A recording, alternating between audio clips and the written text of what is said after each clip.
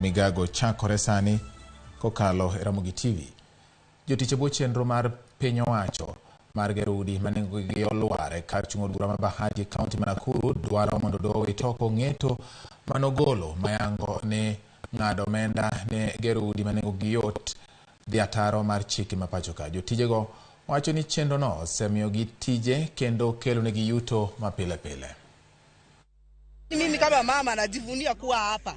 Sisi wa mama at least tunalisha watoto wetu hapa, tunasomesha watoto wetu hapa. Sasa hii project ikifungwa tutahangaika. Ikisimamishwa sisi kama youth tutakosa kazi, alafu itatufanya wengine watarudi kwa crime. Wengine watauza, wengine tunaona kama sasa imepunguza mambo ya crime, imerudi chini na bado tuko na kitu tunaweza wizi itakuwa chini. Na sisi tunaweza kama youth tunaweza kujitegemea.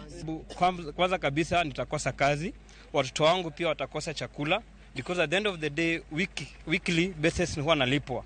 Na mwisho wa siku kwamba pia unaangalia kwamba ni masiku ya sikukuu. Sikukuu zikifika Christmas wide, tukikosa kazi, watoto wetu watakosa na hata ile matumizi. Na tena tukitoka after Christmas tutaenda mambo ya back to school.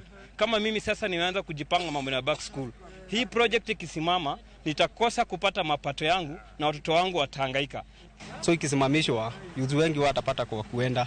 So itakuwa imetu affect sisi kama youths. Ukiona hapa tunapata kila Saturday tunapata unga, wengi wetu hatukuwa job. So ikisimamishwa, naona nashindwa kwenye tutaenda sisi kama youths. Naomba tu iendelee.